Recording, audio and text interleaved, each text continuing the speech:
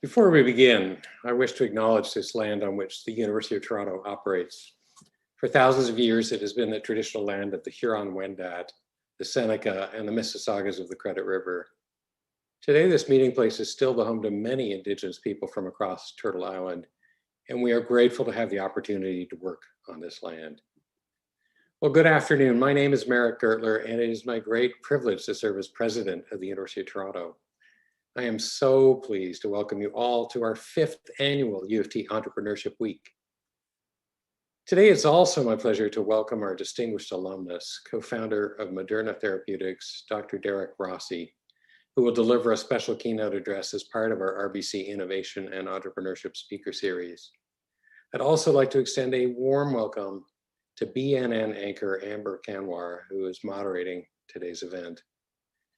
Entrepreneurship Week at U of T is an opportunity to showcase the impressive breadth, depth, and excellence of entrepreneurial activities at U of T.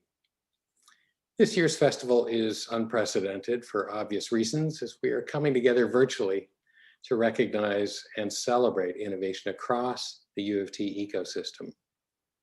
And yet, as we've seen all week, notwithstanding these challenges, entrepreneurship activity is at an all-time high, in spite of and perhaps in part because of the pandemic. Many of U of T's best and brightest innovators are building solutions that respond to the health and economic challenges posed by COVID-19. And few capture that spirit better than today's speaker. Dr. Rossi will be formally introduced in a few minutes, but let me simply say that with Derrick's remarkable record as a stem cell scientist and serial biotech entrepreneur, his insights have a special resonance at this juncture in our history here in Toronto. And by the way, did I mention that he is a double alumnus of the U of T? It'll be a real privilege to listen to Derrick's reflections. As many of you know, U of T has a long tradition of innovation. This year, we are celebrating the 100th anniversary of the discovery of insulin at U of T. From this illustrious beginning, U of T, together with our hospital and industry partners, has created a culture of discovery, innovation, and collaboration that has helped transform industries from healthcare to finance to computing and much more. A few quick proof points. U of T entrepreneurs have secured more than $1.5 billion in investment and created more than 500 startup companies over the past decade alone. In fact, between 2016-17 and 2018-19, so the most recent period for which we have data, the Association of University Technology Managers reports that U of T and its partner hospitals created more IP-based startup companies than any single institution in North America, except for MIT. Not bad company to be keeping. And internationally, UBI Global ranks our entrepreneurship programs among the top 10 in the world. All of this is to say that U of T is the place in Canada and one of the best in North America and the world in which to launch successful ventures. The U of T entrepreneurship community and the wider local ecosystem in which we are situated, all of this provides mentorship, expertise, resources, access to capital, and strategic connections for all stages of the innovation pipeline. Moreover, I think folks would agree we are now seeing this ecosystem maturing and developing in really important and exciting ways. Of course, none of this would be possible without great partners, and we are tremendously fortunate to count on the support and the leadership of RBC. RBC has been a steadfast partner, nurturing innovation and entrepreneurship at U of T and throughout Toronto, Ontario, and indeed across Canada. 3 years ago, RBC and the entrepreneurial community at U of T launched OnRamp, a 15,000 square foot collaboration and community space for entrepreneurs. I remember that day well. Dave Mackay and I had so much fun at that event. And Dave was in his element, being surrounded by budding entrepreneurs. Well, OnRamp now has more than 300 startup members. And in addition to OnRamp, RBC's generous support has funded the enormously successful RBC Innovation and Entrepreneurship Speaker Series. This series brings innovative thought leaders to our community, like Derrick Rossi today, people who are changing not only the conversation, but the very direction of their fields. RBC has also created research fellowships that were awarded on Tuesday at the RBC Prize in Innovation and Entrepreneurship event. And we are all about to learn who the startup recipients of this year's prize will be. So, without further ado, to announce this year's RBC Prize in Innovation and Entrepreneurship, and to bring greetings from RBC, I am so very pleased to be introducing Allison Chick, Vice President, Venture Health at RBC. Allison, welcome. Thank you for joining us, and over to you. Thank you for that lovely introduction. I'm thrilled to be here today as an alumni and representing RBC to announce the winners of the RBC Prize for Innovation and Entrepreneurship. We've been a very proud and ongoing partner here at OnRamp. And what timing it is today that we have Derrick Rossi here as the co-founder of Moderna. Last time this year, I had a newborn baby. My husband is an anesthesiologist who is practicing without PPE. And I'm just so grateful to the innovators who are helping us to turn the tide on this pandemic. This also speaks really closely as to why RBC Ventures exists and where I lead the health and wellness segment and the business segment. We were created in the face of massive disruption in banking. And the whole idea is to go beyond banking to solve real pain points in the lives of our consumers and the businesses which we serve. So as examples of some of this within my portfolio, we have a company called Owner, and they've helped 30,000 businesses to start and grow with confidence. We have Boomerang, which is a venture that helps retirees to battle social isolation through virtual classes and hosts. And that community is currently 40,000 strong. We're really passionate about finding solutions to these problems. And we often will partner, invest, acquire companies, and build ventures of our own to solve them. So we're very proud to be part of this lovely ecosystem. At the enterprise level, RBC is proud to support entrepreneurs early in their career. We run a number of programs, including Future Launch, a $500 million 10-year commitment to help young Canadians to develop the skills and network that they need to succeed in this changing workforce. So now, before I get to the main event, I have the privilege of announcing the winners for the RBC Prize for Innovation and Entrepreneurship Pitch Competition. Congratulations to all 10 of the startups who made it very, very difficult for our judges. So I'm going to start with light drum roll and with early stage prizes. The second place RBC prize of $5,000 goes to Alaya. Alaya is a medical device-based solution that delivers neuromuscular electrical simulation in the hospital ICU. Alaya will serve the challenges of simulation pad application and will scale therapist resources to deliver therapy to multiple patients to combat ICU-acquired weakness. And with that, our first place prize of $10,000 goes to Nervex Neurotechnologies. Nervex Neurotechnologies is developing Amino, an implant that interacts with the nervous system's communications superhighway, the vagus nerve. Amino will be first deployed in the veterinary market to treat canine epilepsy, which affects 7.5 million pet dogs in North America alone. Congratulations to our early stage prize winners. If we turn to our later stage prize winners, in second place, this is a $10,000 RBC prize, and it goes to Revolve Surgical. Revolve Surgical is developing a new type of surgical robotics for minimally invasive procedures that is an order of magnitude cheaper and smaller than existing systems. Their mission is to bring the benefits of surgical robotics to patients globally. And finally, the first place RBC prize goes to Altex, and they take home $25,000. Congratulations. Altex is a Toronto-based biomaterials startup creating biodegradable and carbon neutral textiles re-engineered from food waste. Altex's highly scalable solution offers polyester-like performance, enabling brands to offer sustainable solutions without sacrificing quality. I would also like to congratulate the winners of the Dongjung Wang Family True Blue Prize, which was announced earlier this week. These are the People's Choice Awards worth $4,000 each, and the winners are, the early stage winner is Fine, and the later stage winner is Altex. Congratulations to you both. I know everyone is waiting for Derrick, so without further ado, let me introduce Amber. Amber Kanwar is an anchor and reporter for BNN Bloomberg for its flagship morning show, The Open. She's always looking for ways to bring exclusive breaking news and insight to BNN's Bloomberg audience. And I know she's going to ask some brilliant questions of Derrick. With a decade of reporting experience under her belt, she specializes in equity markets and is constantly challenging us to find stocks flying under the radar, uncovering trends that are about to break, and curating research in a way that makes it very accessible to viewers. So with that, please welcome Amber. Thank you very much, Allison, and congratulations to all those winners. I'm what's standing between you and Derrick, and so I'll just do a quick introduction of Derrick.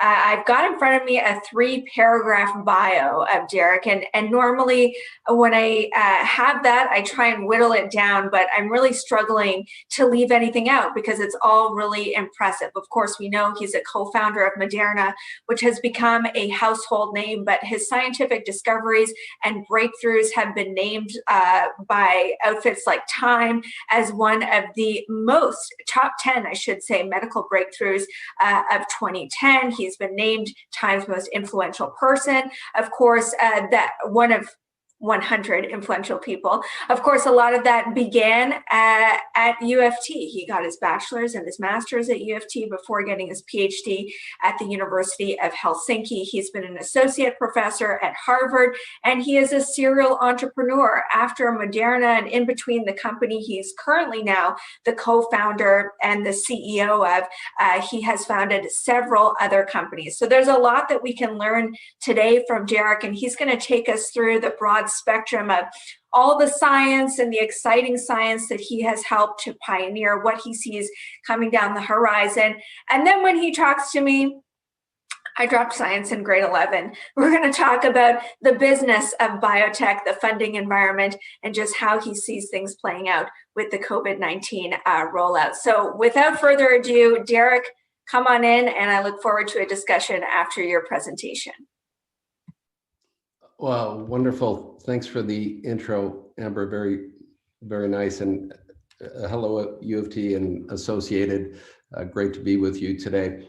I am going to try to share my screen.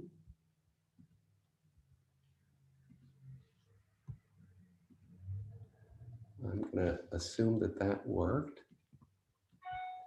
And do this. So I am going to tell you today about it made a truncated slide deck, but talk about my journey through stem cell science and how some discoveries that we and colleagues made led to new therapeutic strategies for patients.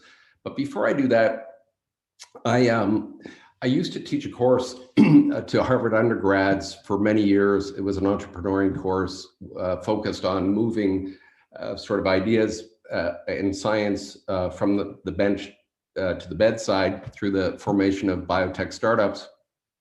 And I used to say that I like to take my course each year because what I would do is I would teach maybe the first 2 or 3 lectures, but then I would invite people associated with the industry to come in and give the rest of the lectures. So I would really enjoy taking my course. So I had scientists, entrepreneurs come in, IP experts, venture capitalists. I flew in somebody from the FDA every year to talk to my students.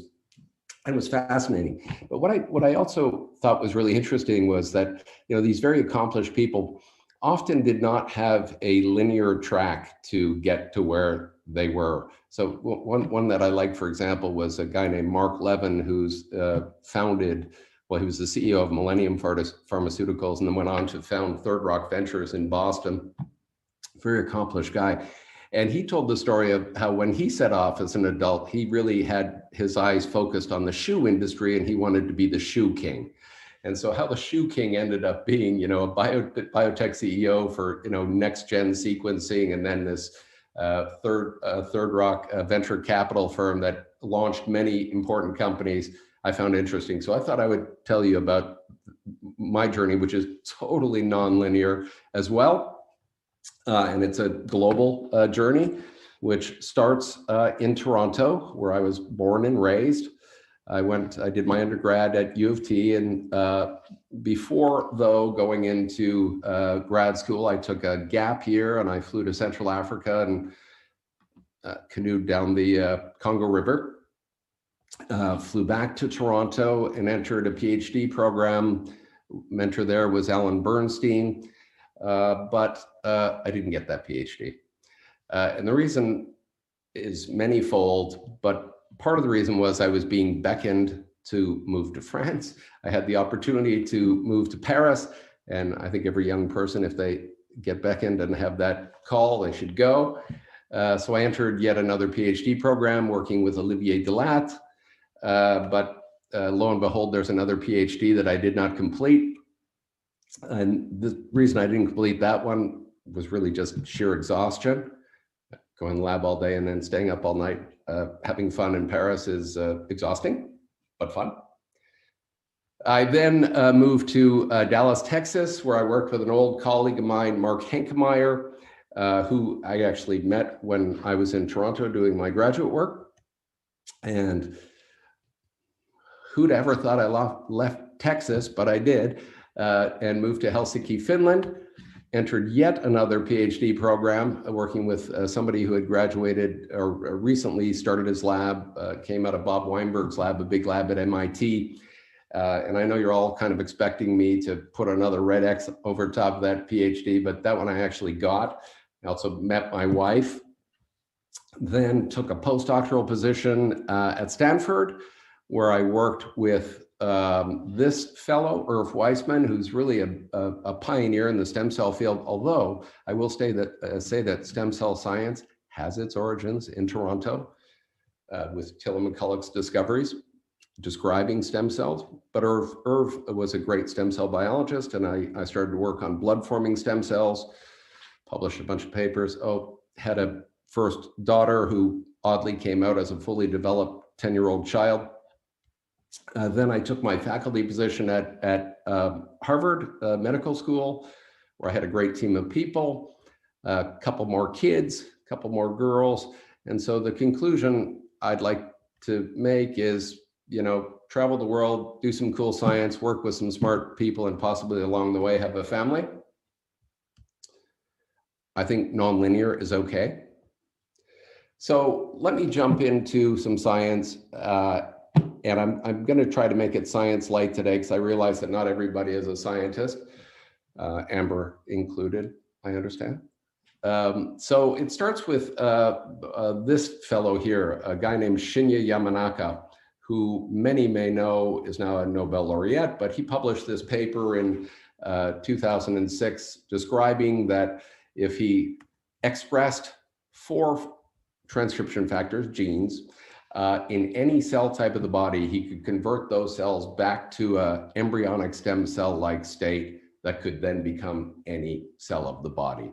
So for example, he took skin cells and turned them into these so-called induced pluripotent stem cells, which could now be used to turn into a brain or a liver cell or a lung cell. And this was a really exciting discovery in science. And as I say, he wins the Nobel Prize for this brilliant work. There was an issue, though, with Yamanaka's approach. He, to deliver this cargo of 4 genes to the cells, he used retroviruses. His first reference to viruses today, not the last. Retroviruses are really good at infecting cells and delivering cargo. You can engineer them to deliver the cargo that you so wish, so that's what he did. But the problem is they integrate into the genome and they become a permanent feature of the DNA of the cell. So you can imagine that that would be problematic for translating these fantastic cells towards the clinic. So many in the field at the time were trying to come up with other ways to derive these fantastic cells that Yamanaka had made. And so I trained in molecular biology at U of T, so I knew that DNA, where our genes live, genetic code lives, needs to go through a necessary intermediate, which is called mRNA, before coming the effector molecules. The worker bees of the cell are proteins, actually. DNA contains the code, proteins do all the work, but mRNA is an obligate necessary intermediate. So we thought, well, let's just skip the whole DNA part and use mRNA to express these 4 genes. It's a simple enough idea. By the way, not a particularly out of the box idea. You would think that others might have had this idea. I was not an mRNA biologist per se. So we turned to the textbooks and found out how to make, textbook beautiful mRNA with, an open reading frame means the gene you want to express, 5' regulatory regions, 3' regulatory regions, caps, poly A tails, very textbook stuff. And when we put this mRNA that we synthesized in the lab into cells, it didn't work. And it didn't work in spectacular fashion. Instead of getting the cells to express the proteins that we wished, we killed an awful lot of cells in the dish. And of course, that's not what we wanted. And the reason for that is because of this really busy slide, which I will explain to you. And here's the second reference to viruses. Ever since viruses and cells first met one another, viruses have been trying to figure out how to get their nucleic acid into cells, and cells have been trying to figure out ways of stopping that. And if it got into the cells, for making sure that the virus didn't take total control and make millions of copies of itself, because that's the goal of a virus. Virus has to replicate in a host cell. So we were introducing single-stranded RNA, which is mRNA, and we were activating these age-old pathways. Now, normally when mRNA is in the cell, it comes from the nucleus, the part of the cell, and then it comes out to the cytoplasm and it gets made into the protein. But we were introducing it from the outside.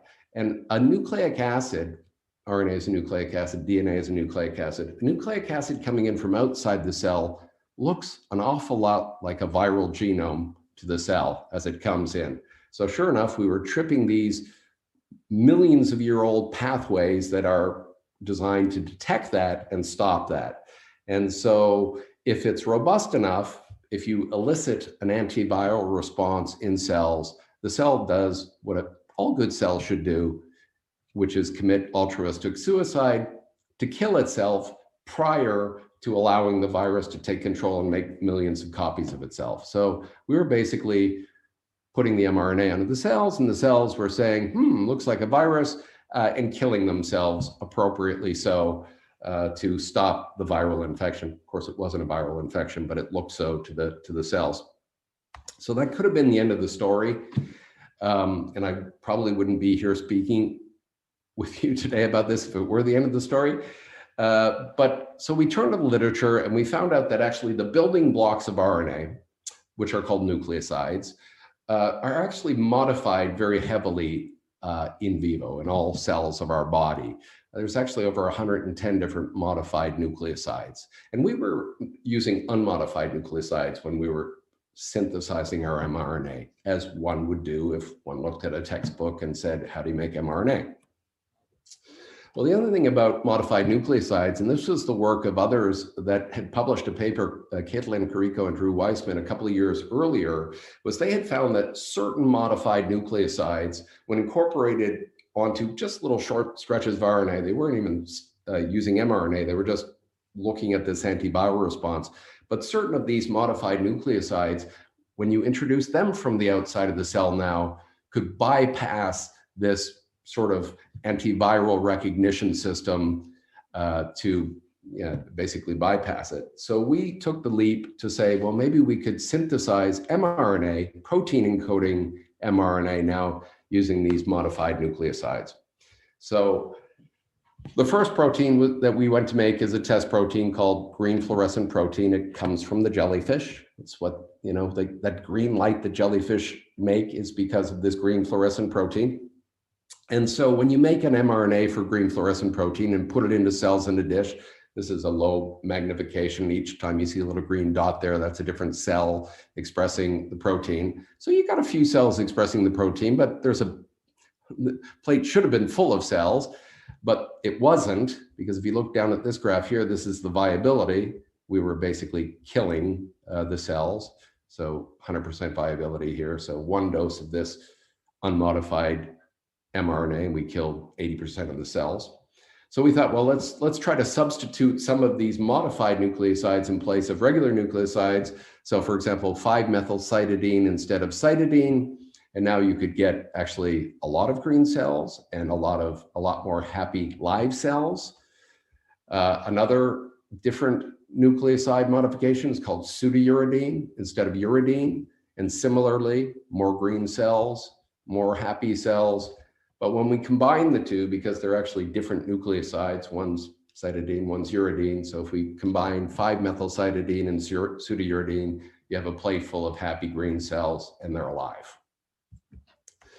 So this technology we called modified RNA, mod RNA, which by the way is where the name Moderna comes from, mod RNA. But it had some great properties. For example, if you're going to use it for a drug, you need to be able to control the dose.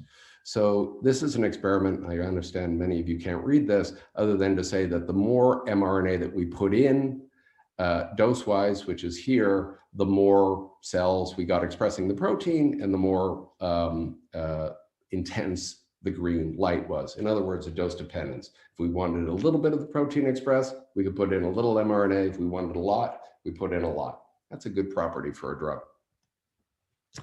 So we turn back, and I skip a ton of science here, but you remember we were trying to move cell fate around, turn skin cells into these pluripotent stem cells. So we achieved that. First we turned skin cells into muscle, beating muscle, multinucleate muscle tissue. We generated these pluripotent stem cells that Yamanaka had won his Nobel Prize for.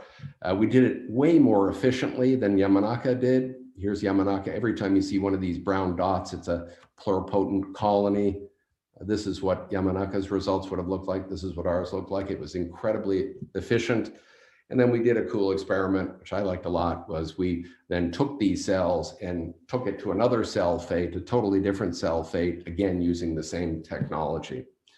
So this was a big splash in stem cell science. It was we got the cover of this science journal when we published the paper. The mRNA staff, the road to getting different clinical cell types. But what I found odd was that the lay press and the academic press got very excited about this. What I thought was really strange, though, is I was getting calls from big pharma saying, hey, we saw your study, or we heard about your study before it was published. We'd really love to license your technology for making these cells. And I was thinking to myself, don't these people see that this is actually a new technology for expressing proteins, which is way more powerful? But no, they didn't see that. So I thought, why don't I try to develop this farther to see if we can make mRNA into a therapeutic, modified mRNA to a therapeutic. Now, we had done all our experiments in a dish. And if you're going to make a therapeutic, you better take it inside the animal to show that it works there. So we designed a few simple experiments to help address this question. So the first one the first modified RNA we made was for a protein called luciferase. It's got a great name. This is a protein that is expressed by fireflies. It's actually the protein that in the firefly, it acts on a substrate called luciferin. And when it catalyzes luciferin, light is emitted. And that's why fireflies light up in the evening, in the fall, in the woods. We cloned this luciferase gene, this firefly gene, and we turned it into a modified RNA, and then we stuck it into the thigh muscle of mice, and then we put the mice into dark chambers with really sensitive CCD cameras looking for light to be emitted. And of course, if there was light emitted, it meant that we were making the protein, which is what we were trying to do with the mRNA, and it was catalyzing luciferase to emit light. And this is what the first experiment looked like. In a dose-dependent manner, in the spot that we injected these mice, over the course of some days, we saw luciferase expressed. So when your experiment works so robustly on the first time you do it, you're onto something. Could have taken us years to get this in vivo in animals. It took us a day. This is the work of Wataru Bina and Lior Zanghi, then in my lab. But okay, so luciferase protein is not a therapeutic protein. It's a cool one to look at in mice with glowing legs. But I thought, well, let's try to make a therapeutic protein next. So we made a human erythropoietin. So erythropoietin is a growth factor for red blood cell production, RBC, also red blood cell, by the way, Royal Bank of Canada. So we injected modified RNA for erythropoietin human into mice. We could measure in the peripheral blood of the mice whether or not they were making the human protein. They were, in a dose-dependent manner, and that had the desired outcome, which is that it led to an increased red blood cell count, increased hematocrit hemoglobin. By the way, erythropoietin is the thing that bikers used to dope on all the time, make them go faster for longer. Red blood cells do that. They control oxygen exchange in our body. We weren't trying to dope our animals to make them go faster. We just wanted a proof of concept that we could make a therapeutic protein. So we could. So this was an original pitch deck that I pitch slide that I put together for founding Moderna. So the properties of this technology, well, it's non-toxic. These nucleosides, these modified nucleosides are naturally occurring. They're in every cell of all of your bodies, and it's non-immunogenic. That's the key. You can get it in without triggering this, antiviral response. It's dose titratable. That's good for a drug. You can control when you want it expressed. If you want it now, you give the dose now, and really minutes later, you've got protein expression.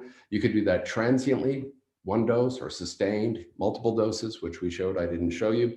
And really the key thing is here, it's versatile. You can make any protein with this. Timeline for drug development was, I think, greatly accelerated by this. You could make these things very, very quickly and study them therapeutically. Like I said, for that EPO experiment, that took us about a week to generate that data. That's very fast. And that it would disrupt existing therapeutic paradigms like recombinant protein, which has been in people since the 1980s. So instead of, normally recombinant proteins are made in large vats. It's very expensive to do. They usually, harness mammalian cells to produce the protein. There's a very elaborate purification process before those proteins get into patients. But now we're talking about having the patient produce their own protein, giving them mRNA, make your own protein if you need it. And so you can imagine many different types of proteins, intracellular, secreted, vaccines, which we'll talk about. And I imagine that one day the cost of goods was going to be very favorable to protein manufacturing. So that was something that I had in my original pitch deck. I founded Moderna in 2010 with a small raise, $2.5 million. I got a couple of co-founders. I was pretty junior faculty. It's 3 years after starting my position at Harvard. So I got a very experienced biotech entrepreneur as a co-founder, a guy named Bob Langer. He's also a delivery expert. I figured eventually we were going to have to confront delivery. And then another fellow who was an MD, Ken Chen. This is the original Moderna site. It's no longer there now, in many places, a global company now. Here's just some quick facts. So even though I originally started with $2.5 million raised, Moderna eventually raised $2.5 billion through partnerships and funding rounds prior to going public. When it went public in 2018, it was the largest IPO for biotech ever. Prior to that point, it raised $600 million, mRNA ticker. And last week, at least, the valuation of the company was $60 billion. It's gone down a little bit since then. More than 1,300 employees. They built a manufacturing facility in Norwood, Mass, about 20 minutes from me. It's a global company, and it has many products in development and many products already in the clinic. So proteins are involved in every aspect of human biology. You remember, DNA makes mRNA, makes protein, makes life, if you will. Well, DNA makes protein, makes mRNA, makes protein, makes human disease as well. So you can imagine vaccines, which we'll talk about, cancer vaccines, secreted factors, localized factors. So Moderna has programs going on in all these different aspects because proteins are involved in essentially all aspects of biology. Here's a look at their pipeline. This is just showing you that some of these programs, cancer vaccines, have been in phase 1, phase 2. Intratumoral oncology, actually injecting directly into tumors to elicit an immune response. We've got a couple of phase 1 and phase 2 programs. This program actually started in my lab, which was neovascularization after cardiac infarction, heart attack, which was licensed by AstraZeneca.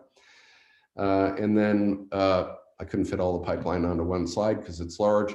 The prophylactic vaccines, of course, the first approved product is this COVID-19 vaccine, which we'll talk a little bit about. But prior to even starting this, they had experience with Zika vaccine and rare and deadly forms of influenza and other vaccines. And they had clinical data on this, which really accelerated the confidence that the FDA had in moving mRNA therapeutics forward for COVID-19 and other programs. So let's talk a little bit about COVID and SARS-CoV-2 because everybody is interested in that because it's affecting all of us. So as you know, a respiratory illness broke out in Wuhan in late 2019. The Shanghai Consortia published the genome of the SARS-CoV-2 virus, which was a new virus, on the web in January 2020. Moderna started working on it the next day. They had an mRNA designed. 42 days later, they had material ready to go into patients. It actually became a global pandemic declared by the WHO 1 year ago today, actually. But November of 2020, they published phase 3 results. 15,000 people got the vaccine, 15,000 got the placebo. And the data was published in the New England Journal of Medicine. And it's here. I think anybody, even vaccine hesitant people, should look at this data if they know how to read a graph. This is basically the incidence of getting COVID-19, and this is time. And there's two cohorts here. Either you got the placebo or you got the vaccine. And so here's dose 1 on day 0, second dose on day 28.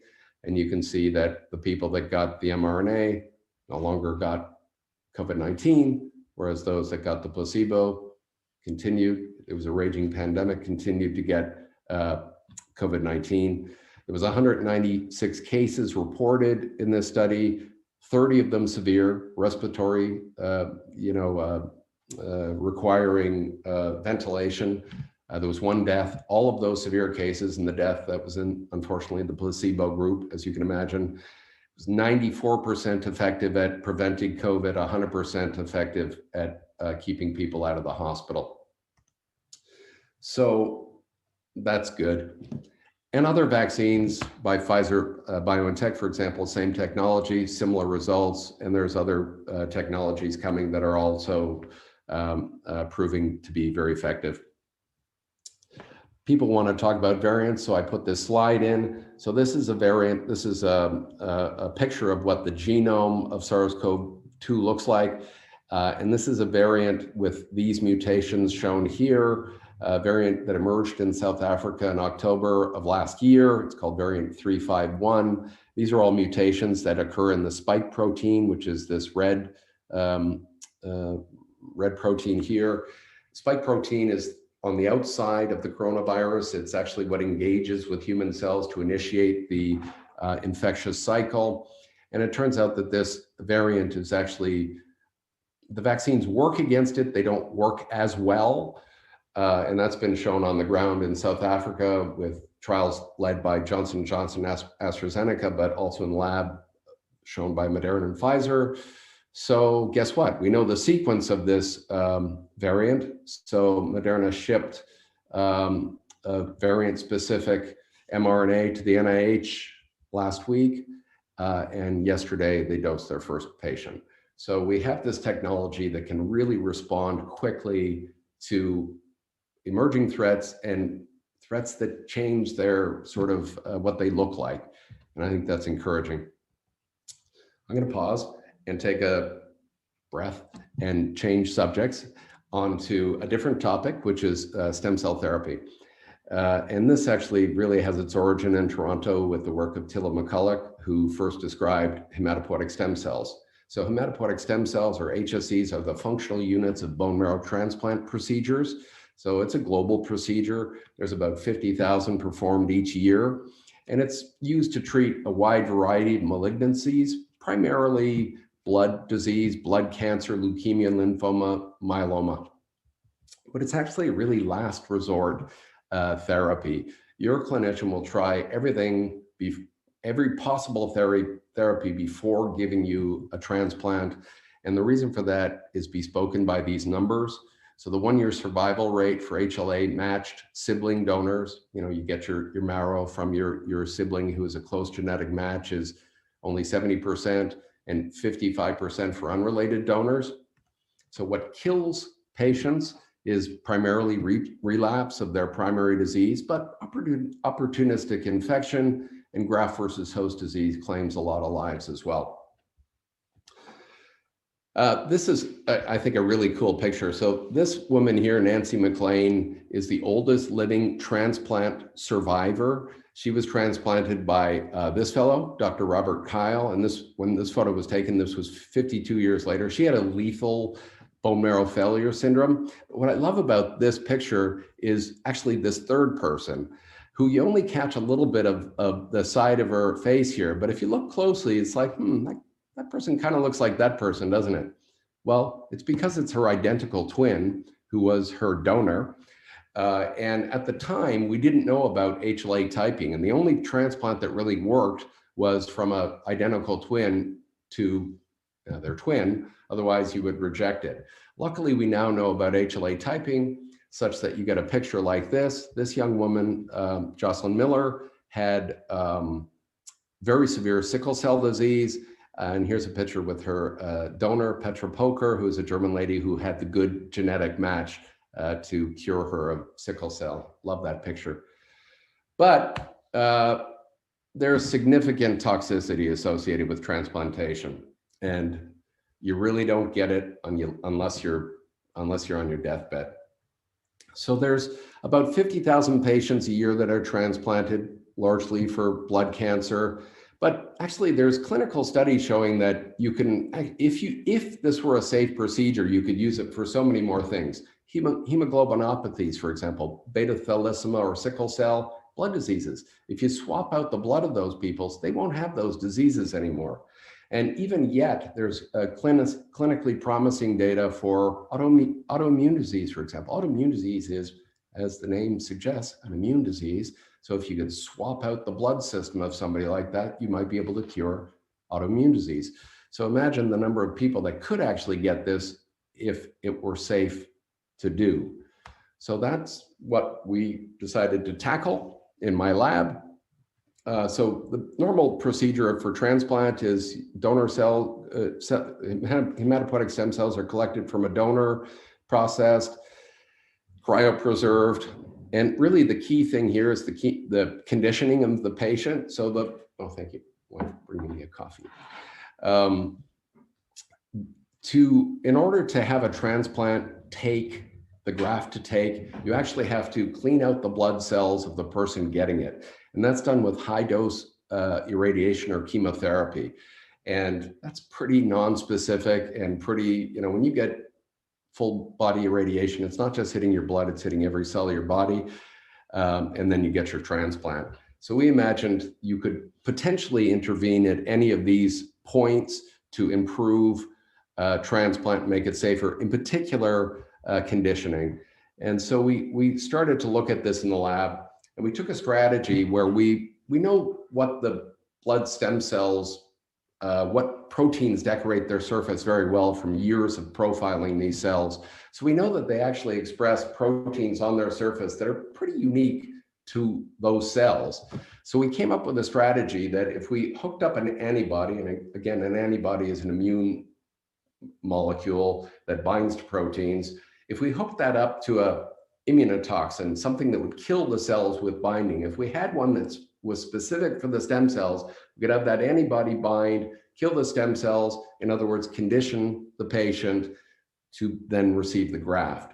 And this is data from a number of studies. Just I show you one data piece here that if you don't condition, and this is in mice, if you don't condition the animals and you try to transplant in a donor, well, you don't get any engraftment because, as I said, the blood is, the niche is filled up and you have to clear that out. Whereas if you take this approach that we developed by specifically targeting the stem cells with this antibody toxin combo, and now you transplant into those animals, you can basically get a complete and full bone marrow graft. So based on those data and others, I founded this company called Magenta Therapeutics to sort of work on transplantation medicine, co-founded with a colleague of mine at Harvard, David Skadden. This is an old picture of the early team. And this is what their pipeline looks like nowadays. So I think we founded this company in 2014 or 15.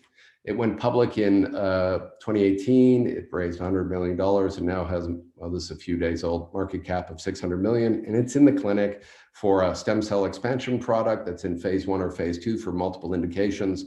This is the one that I'm most excited by, this ability to condition in a non-toxic targeted way. And the company's working towards getting that into the clinic, and it's now in IND enabling studies, which is the step just before going into people. One last story, a real quick one, because I don't want to blah, blah, blah, and I'd love to take some questions all morning. Thanks for your patience, Amber. So this is, I love this story and I love this guy. So this is a picture of a guy named Timothy Brown, AKA the Berlin patient. So the Berlin patient was twice really, really unlucky and once super lucky. So he was unlucky in that he was HIV positive. And then he was really unlucky because he developed AML, acute myeloid leukemia, which is a bone marrow cancer. But he was lucky that years of study of people that were HIV infected had identified that there are certain people of Northern European descent that actually were super resistant to HIV infection. And when these people were studied, it was determined that a gene, again, on their cell surface, called CCR5 in this case, and this is the gene that HIV uses, the protein that HIV latches onto to, again, initiate its infectious cycle. Well, these people had a little deletion of that gene that made it so that HIV couldn't bind that protein and couldn't infect the person, give them HIV. So that was known. And luckily for Timothy Brown, a donor was found that had this mutation that happened to be a good match for him. It wasn't a twin, but by this point, you know, the field had evolved enough that he could get transplanted. And so he became the first and only person on planet Earth. First, he was cured of his AML, and that was going to kill him soon if he didn't get the transplant. But he actually rid himself, his body was rid of HIV due to this transplant. So I think many of you, even non-scientists, have heard the word CRISPR, that it's a technology that was developed. In fact, the Nobel Prize was given to the discoverers, Jennifer Doudna and Emmanuel Charpentier, last year for CRISPR. So CRISPR is it's actually an ancient bacterial immune system. Bacteria get infected by viruses also. Viruses are everywhere and they're always trying to hijack any cell they possibly can to replicate. So the type of virus that infects bacteria is called bacteriophage. And sure enough, bacteria have an immune system that's mediated by this CRISPR-Cas9. It recognizes viral sequences, it chops it up so that the bacteria doesn't get infected. So CRISPR made the jump into mammalian cells in 2013. And so I immediately thought to use this for editing, gene editing in human cells, human blood cells, to target this gene, CCR5, to make blood cells that could then be transplanted back into a patient, much like the Berlin patient, potentially cure them from HIV. So we did a study, which was published in 2014, where we used a lot of human donors, use a guide to direct where the protein cuts. I won't go into the data here, but it was highly efficacious. And then when we take these human cells and transplant them into mice, they still work like stem cells. They make myeloid cells, they make B cells, they make T cells. And that mutation that we made, much like the Delta 32 mutation, engrafts these animals when we look in their bone marrow and their spleens. So the idea would be that you would take blood stem cells out of a patient, you would target them specifically to make a deletion in CCR5. You would transplant it back into a patient, hopefully now conditioned with a nice specific conditioning regimen. and potentially cure HIV patients. So we got the cover of this journal, Cell Stem Cell. I love the color because, here's the HSCs in the middle of the target, and we had shown there's a ton of science in this paper, how very specific we could make those edits. So that was cool. And that was published in November of 2014. And a few days later, Intellia Therapeutics, or the company that I co-founded, announced that it was starting with money raised at Atlas and Novartis with some CRISPR pioneers, Rudolph Barango, Luciano Marafini, and of course, Jennifer Doudna here, who won the Nobel Prize, and others, Eric, myself. And this is the state of where they're at now. They went public in 2016. They raised $100 million. They have a ticker. They have a market cap of $3.8 million, and they're in the clinic. So they're in the clinic both with ex vivo application, means they take the cells out of the patient, they do the edits, much like I suggested for HIV, and you put them back into the patient. So they are in the clinic with a program for sickle cell. And then they're also using CRISPR to actually give CRISPR to the patient to do edits in vivo, in the animal, or in the human, in this case. And they're in the clinic for that. And what I find kind of cool is that the technology that they're using to express the protein, Cas9, is, what do you know, modified mRNA, this other technology that I talked to you about earlier.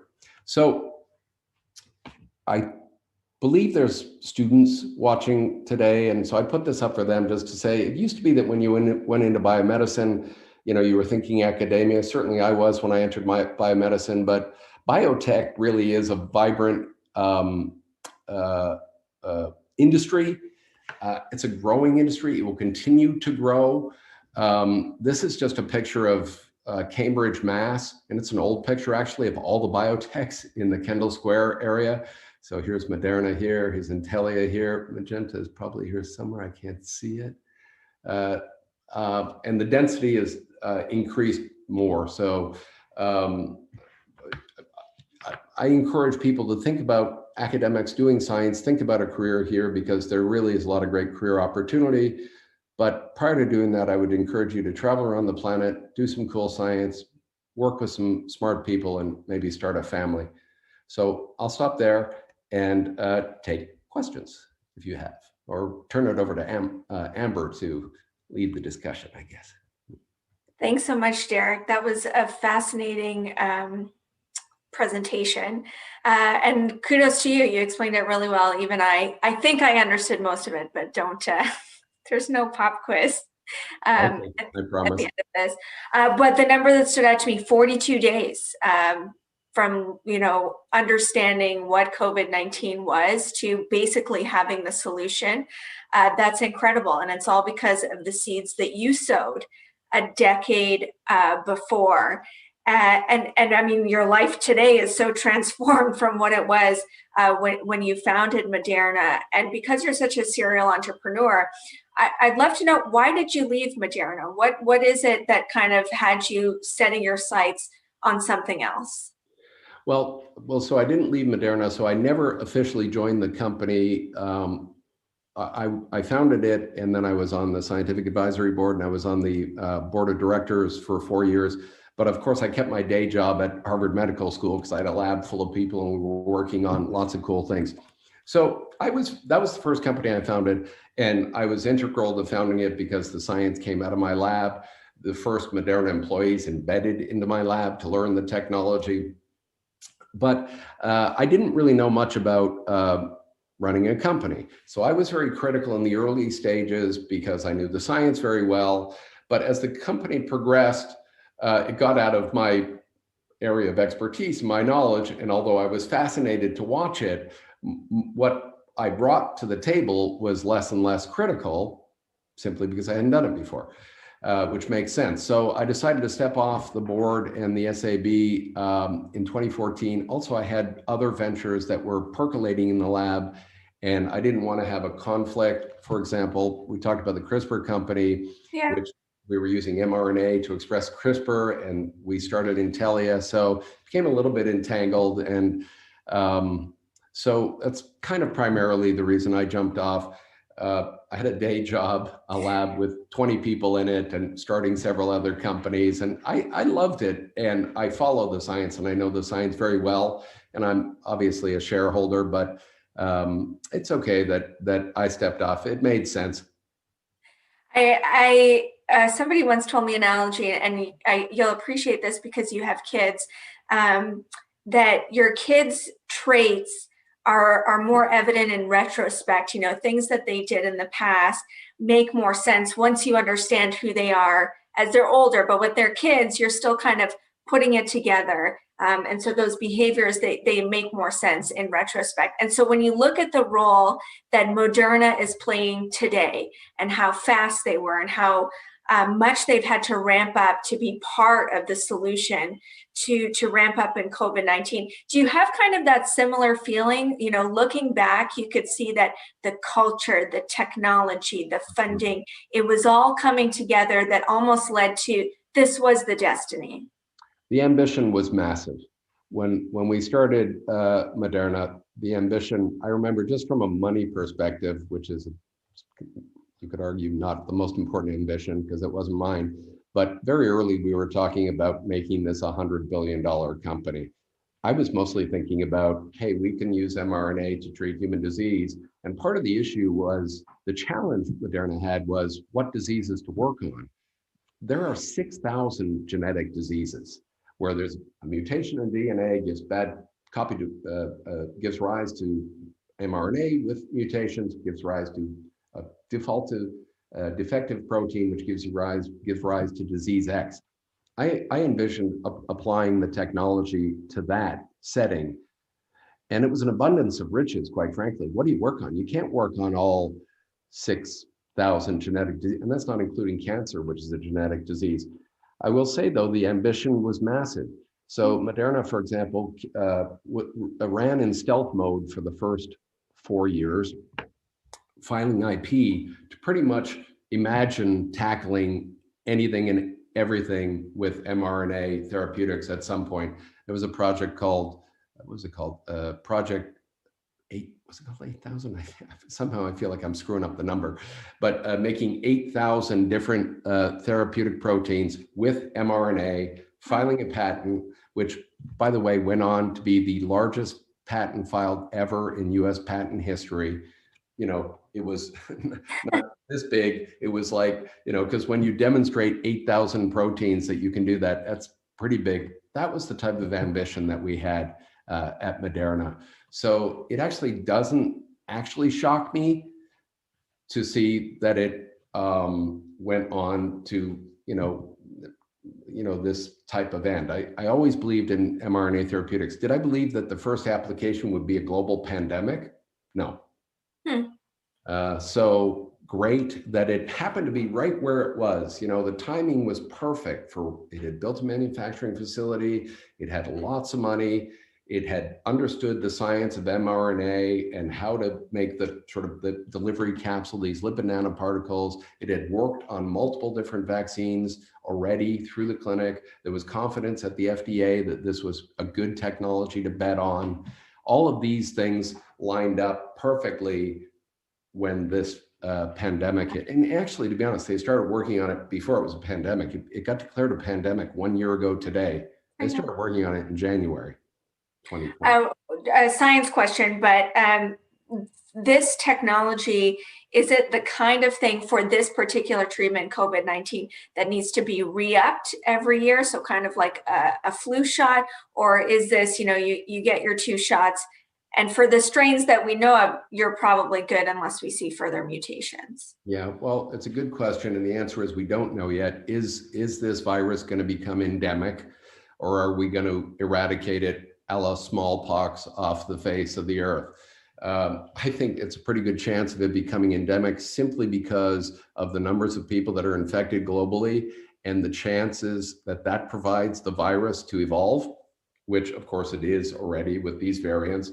I mean, when a virus infects one person, it makes hundreds of millions of copies. When it infects hundreds of millions of people, you know, just think about the opportunity for evolution there, which we're seeing already with these variants.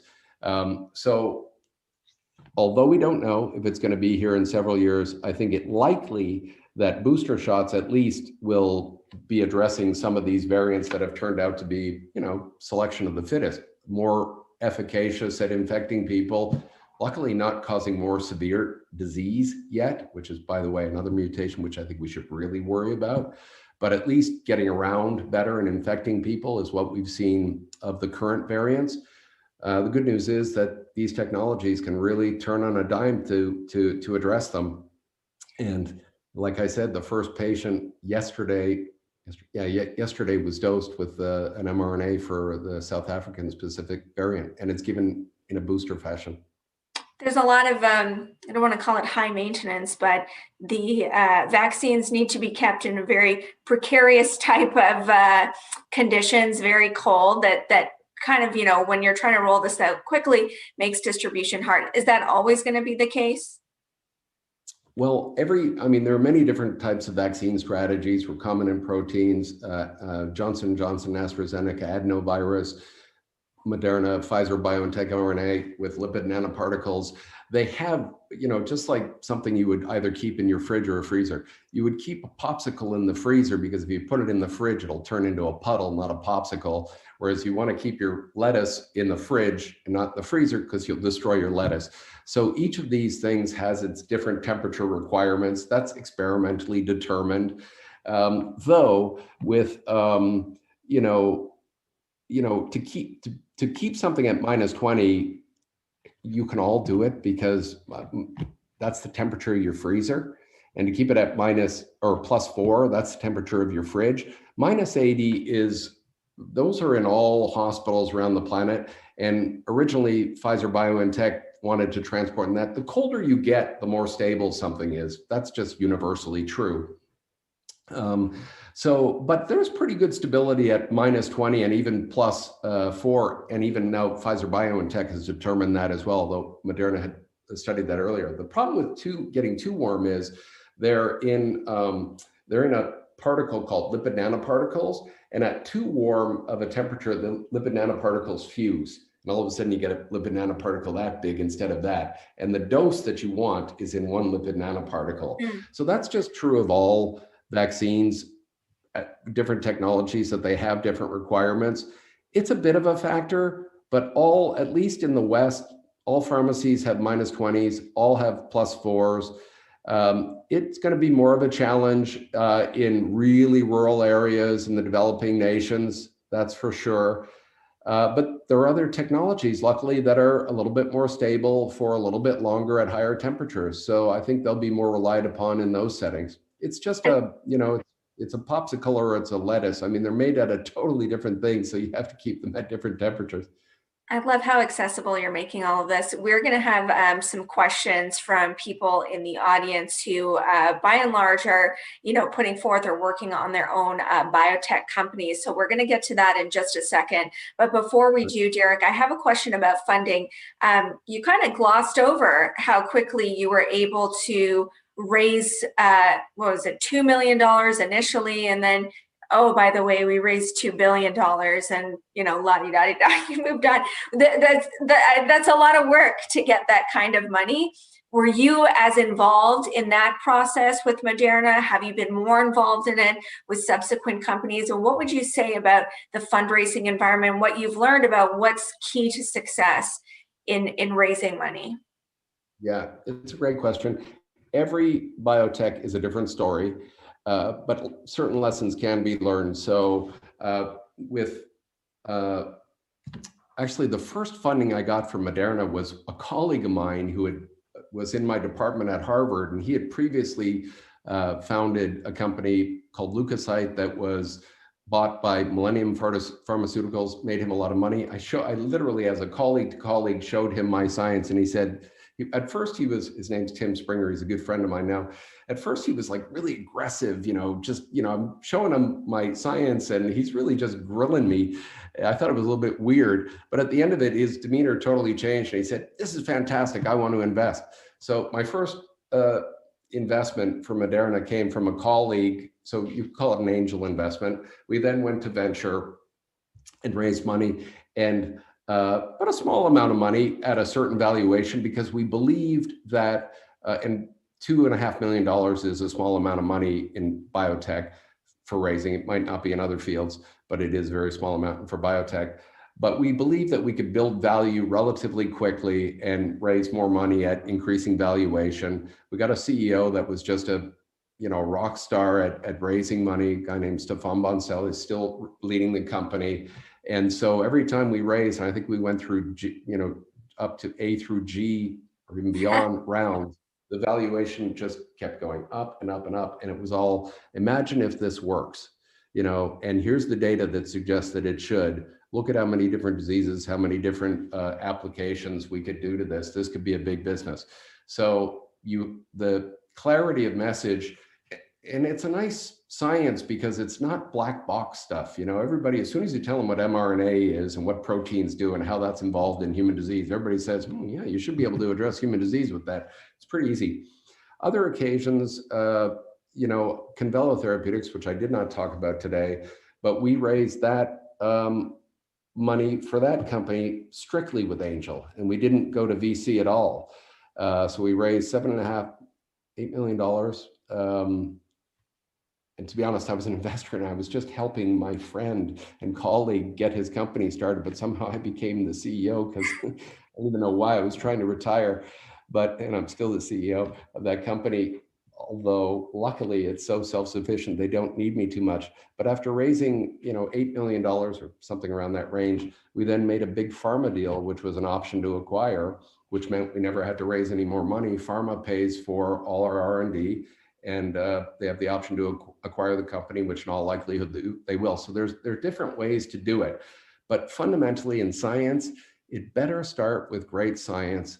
If you've got a great science story to tell, that's translational. You can have great science that's never in a million years going to make it to patients, in which case you should say, well, hang it up until you can make it to patients. But if you can articulate a path for getting to patients, that's the value driver. And of course, you need scientists on the front end of that because they have to they have to come up with science, and B, they have to articulate it very well. But at some point, you pass the baton to the business folks, and they get good at it, and that's their expertise. All right, let's bring in our entrepreneurs who have a question for you, Derrick. Let's start with Saray Chichek. He's the co-founder and CEO of LSK Technologies. Saray, go ahead with your question. Thank you for the chat, Derrick. I really appreciate somebody who have worked in the same field. I admire, and on top of that, thank you for enabling transfer from lab to reality. So my questions is regarding viruses. We love viruses because they're amazing. We learn a lot from them, but we also know that they mutate and they're not going to stop mutating. But yet we did our first development with SARS, and this is second, we are still acting retroactively. So my question is, what kind of diagnostic data do you need to be able to develop these therapeutics or vaccines in advance? Imagine everything is possible. What do you need? Yeah, well, it's a great question. And so you would think that we might be thinking more and more towards that. And obviously you have to start with virologists and hardcore virology. So you can't be limiting fund to basic science like that. So that's just critical. Unless you understand the viruses, you're not going to do anything. On the other hand, I would argue that the challenge is massive. Every organism on planet Earth has its own host of pathogens, and zoonosis, the process by which viruses move from one organism to another, happens. So I think to really preempt every possible virus that could jump out of the manatee, let's say. We get a lot of viruses from bats, but let's imagine the manatee passes and they get, that's probably a challenge that nobody's going to pay for. And that's the problem. Rather, I would say that if we continue to push the technology envelope such that we have technologies that can really turn on a dime to address challenges quickly, I think that's really our best hope. It's not a matter of when or if the next pandemic comes, it's when, because it's definitely going to happen. I'm encouraged by these technologies like mRNA and adenovirus and others, to be produced in a 10-month period is ridiculous. And that was going through phase 1, 2, and 3 trials. Imagine a time now that we've had enough mRNA vaccines that we don't run a vaccine trial for our influenza vaccine every year. There are no trials. We've done it so much, we're so comfortable with the safety profile, you get your influenza vaccine every year without a clinical trial. I think that will eventually happen with these types of technologies. And when you've got the turnaround of like 42 days to get it ready to go into patients, and now you've got, which we don't have right now, but is going to happen, a manufacturing facility in Canada, one in South Africa, one in Ireland, one in Egypt, one in Japan. Instead of producing 1 billion doses in a year, now you can produce 1 billion doses in a month. That is, I think, our best chance at sort of warding off pathogens. But you said it, and I admire viruses. They're just, the perfect evolutionary units. The rate with which they replicate is so massive that it really allows revolution to happen at such a rapid scale. Not to mention, if you think about zoonosis from all the organisms on planet Earth, it's pretty daunting. So rather, I think our best bet is being able to really respond quickly, because that is something you could argue could be paid for. You're going to have a hard time convincing governments to prophylactically vaccinate everybody against 1 million viruses that have been determined from the animal world. That's not going to happen. And you can study them, and you should diagnostically and understand the biology. Part of the reason we were so effective against SARS-CoV-2 is because we know about the biology of coronaviruses. We know about the spike protein, that's what it uses to engage human cells. So don't stop funding hardcore virology, and rely and continue to develop technologies that can turn on a dime to respond quickly and effectively. Thanks, Sarah. That was a great question. I'd like to bring in Cameron Stewart now, Derrick. He's the founder and CEO of Mesocell, and he's got a question for you. Yeah. Hi, Derrick. Again, great talk. I'll echo that sentiment. I'm definitely not from the same area of science as you are, but yeah, my question is kind of with the advent of mRNA vaccines, and you touched on this a bit in your previous answer, but how do you see the funding of new vaccines and also the funding of the regulatory process potentially changing moving forward? Yeah, well, I believe that the vaccine industry will largely move to these newer technologies for no other reason, than cost of goods. And they're a little bit high right now, cost of goods, because it's first time you're building manufacturing facilities, but enzymatic production of a vaccine is a heck of a lot easier than, egg-based, traditional vaccines for attenuated vaccines, where you take the whole, you grow up the whole virus and then you disable it a little bit, or you inactivate it, and that's what you give to people. It's an old technology, it works, it's a great technology, it's slow, and it's expensive. So I think the newer technologies lend themselves to speed and cost. I was on a committee yesterday for the Canadian government where we were talking about biomanufacturing and what should the Canadian government do for readiness and preparedness for the next pandemic. And there was a panel of experts, and we were all giving our advice to the Canadian government.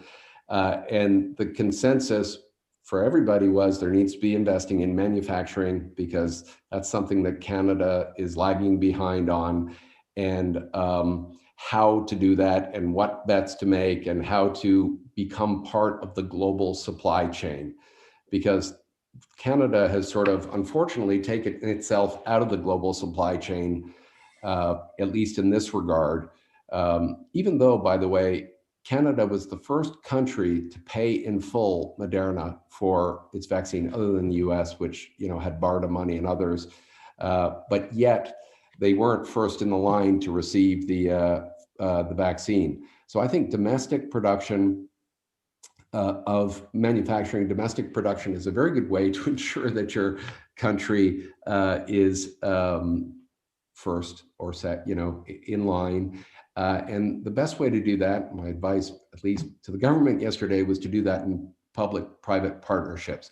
So to do it just from a Canadian government perspective is not a good idea, because it will be slow to adapt new things. It won't be current, if anything. And it's also hard to maintain that economy when you've got a sort of a manufacturing facility designed to produce vaccines against pandemics, where normally, and I guess we kind of all forget this because we've been living in it for about a year, but normally we don't live in a time of pandemic. So that manufacturing facility would best be utilized to manufacture another product using the same technology. So I think that's the way forward. It's public-private partnerships and domestic production. Thank you, Cameron, for that question. Derrick, I'd like to build on that before I bring in the last two questions that we have from our audience. So manufacturing is a big part of making sure that we can solve the immediate problem in front of us if it ever comes back. But what can we do to make sure that, the companies that you found that turn into multi-million, multi-billion-dollar enterprises stay in Canada? Yeah, well, the entrepreneurial ecosystem, I'll just talk about for science. And so there's two really great examples on planet Earth where they've really got it right. And the first is South San Francisco, because there's great science there, great universities, so Stanford and UCSF and Berkeley all within vicinity. And importantly, the recombinant protein industry launches there with the foundation of Genentech in the late 70s, early 80s. So you got an anchor company, you get all kinds of trained people, you're in proximity to a higher institution, money comes in, pharma comes in, IP experts come in, entrepreneurs come in. So I really like the idea of these and by the way, then Boston, Cambridge did the same thing. What does it start with? Harvard, MIT. Then actually an active decision from the government to say, hey, we're going to think about redeveloping this big parcel of Cambridge and turning it into a biotech, seeding ground. But again, it started with 2 or 3 big anchor companies, Genzyme, Biogen, and others. But it starts with Harvard and MIT. So I would argue for Toronto that Toronto's got this level of science, no question, but it needs to have all the pieces of this ecosystem, which is room to grow and room to seed. And maybe it's an interesting time from the pandemic with a lot of businesses and office buildings probably aren't going to fill up with people again from their office because everybody realizes they can work from home. So it could be that there's some real estate available, and maybe it requires the Ontario or the Canadian government to say, hey, you know what, we're just going to take this big swathe of land and turn it into biotech. It would be a smart idea.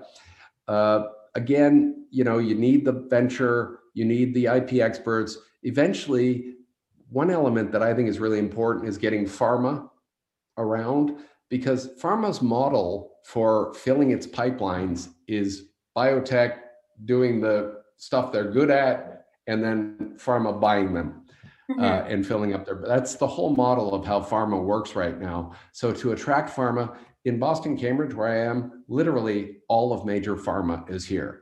And they needed a place to put their big buildings. So that was a government decision, a local government to say, hey, we're going to do this. We've got to give them tax breaks. We got to get them here, and proximity to Harvard and MIT. So this ecosystem took a while to build, but it has all of these elements. And really, it's all of those elements. And you can't do it without all of the elements. So that is what I spoke with some folks. I'm speaking to the Ontario government, the Canadian government, trying to encourage them to do this. It's not easy, and it's a long-term vision, and it's not cheap, but this is an industry that is going, Canada should be a big part of this industry.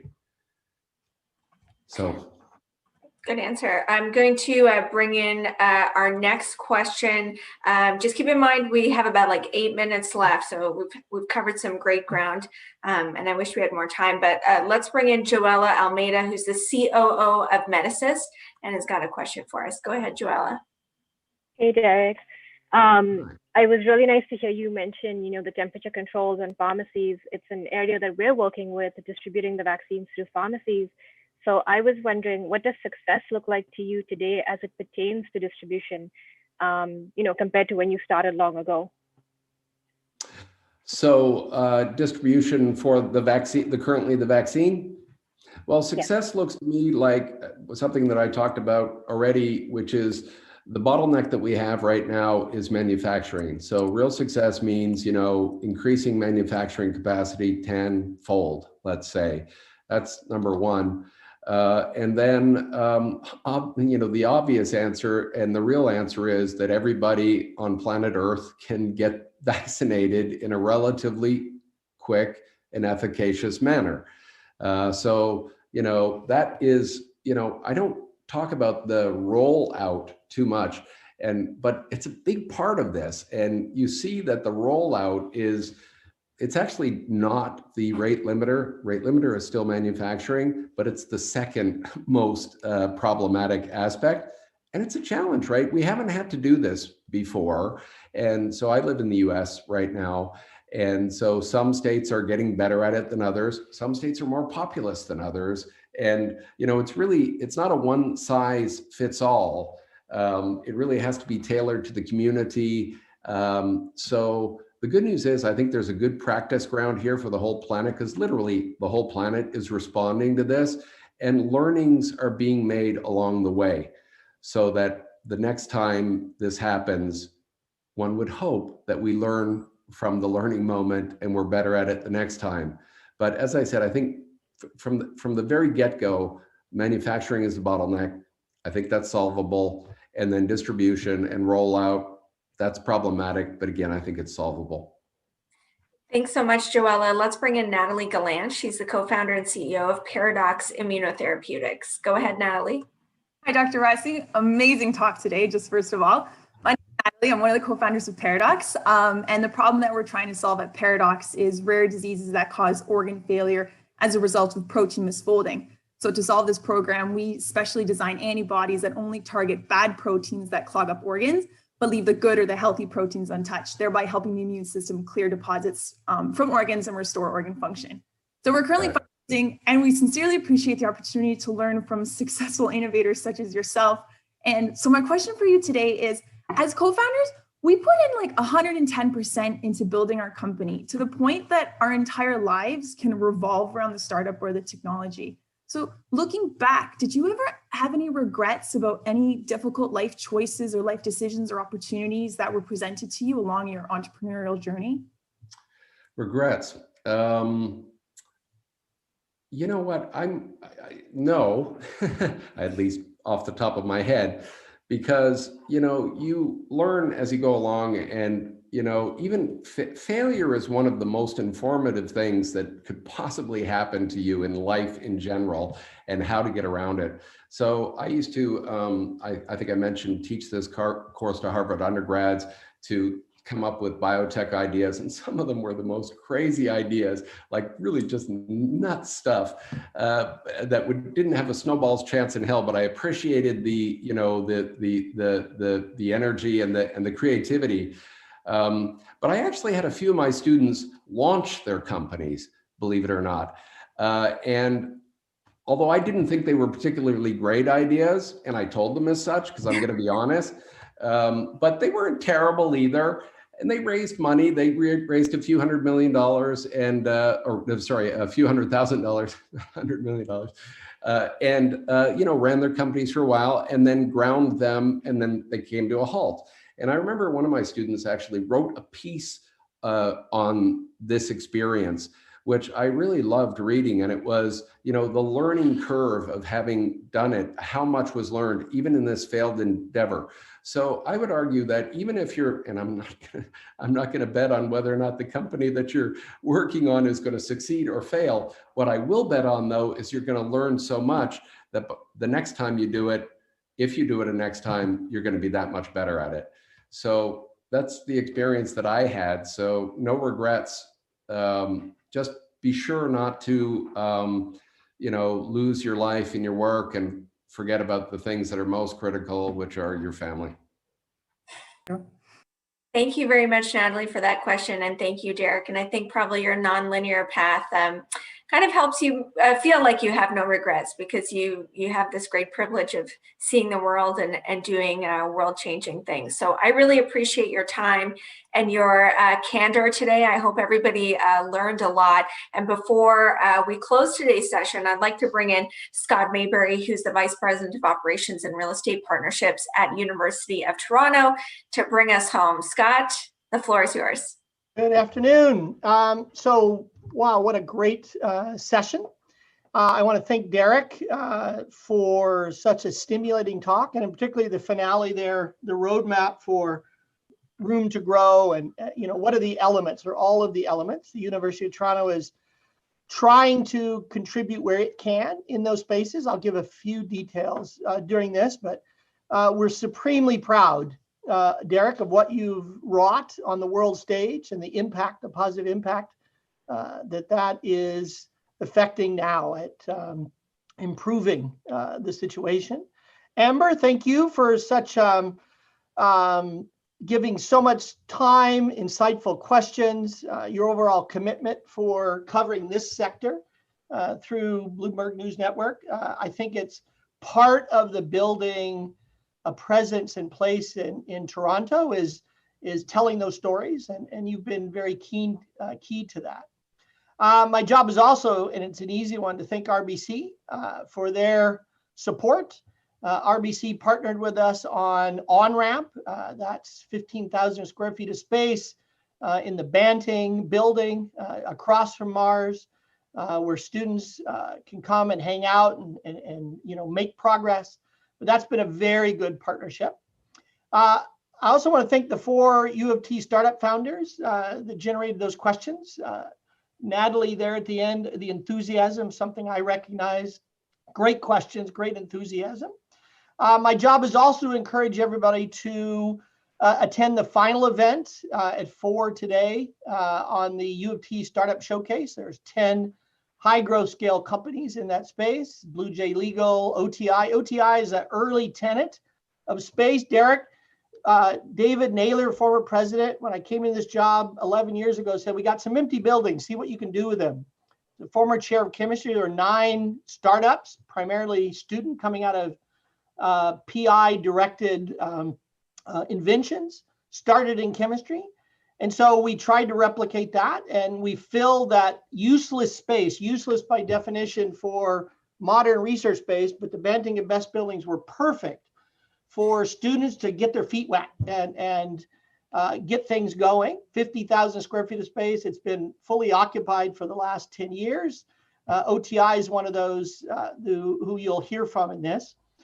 Overall, I want to give a sense, because I've done something like this at the end, towards the end of every entrepreneurship week. The ecosystem is growing.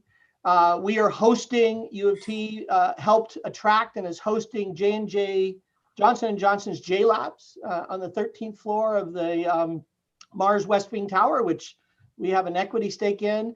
Those 50 or so companies that I personally sign off on the license agreements, and I watch them grow, I watch them move on, has been quite amazing over the past 4.5 years or so. And that's part of attracting and building all the pieces of the place. And at U of T, with 10 what we call campus-led accelerators, it's really started to hit its stride. There's a long way to go, but I am really pleased with where the overall world in this Toronto area has evolved.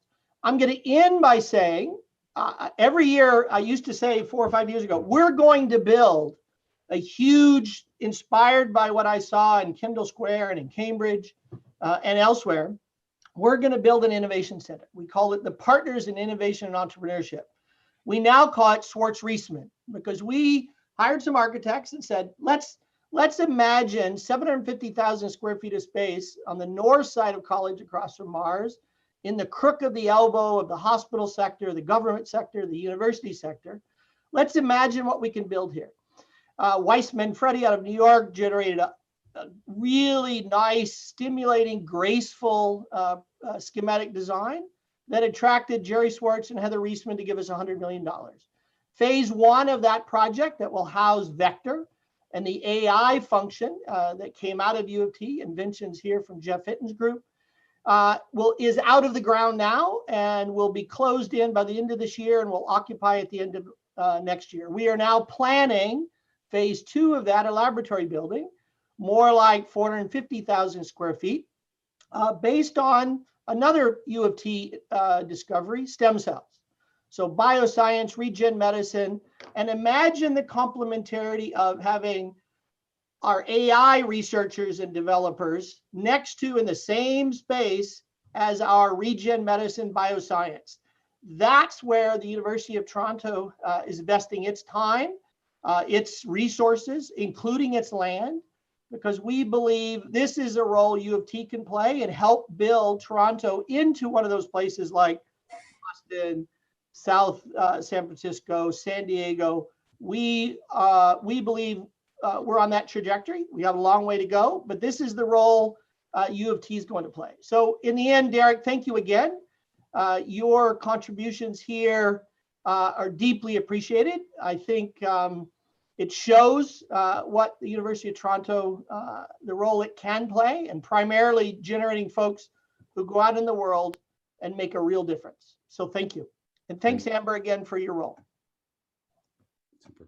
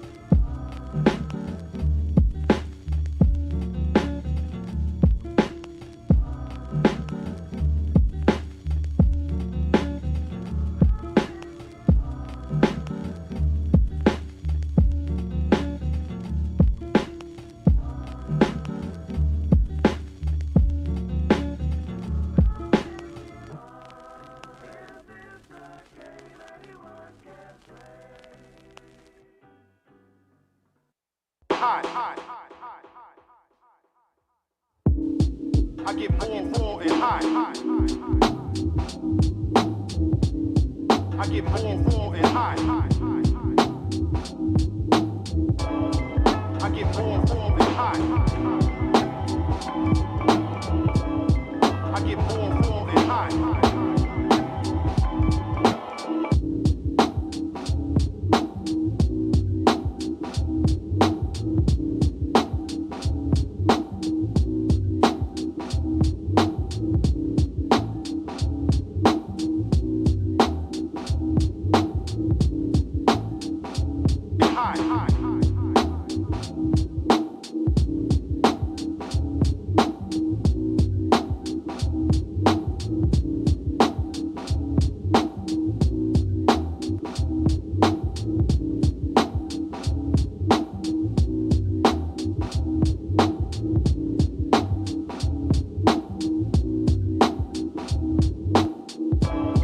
I get more and high. I get more and high. I get more and high.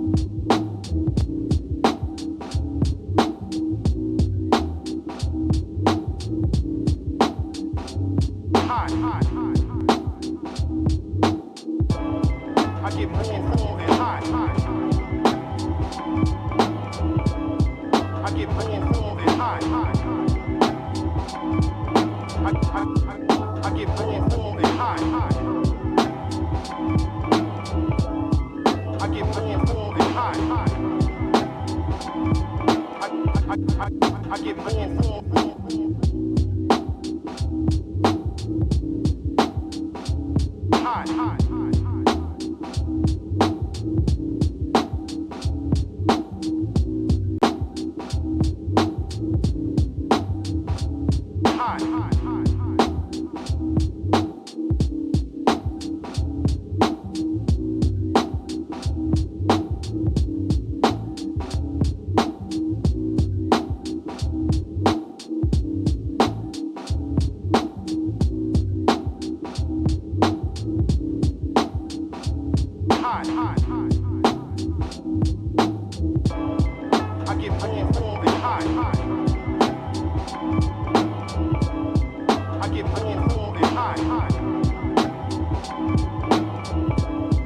I get more and high.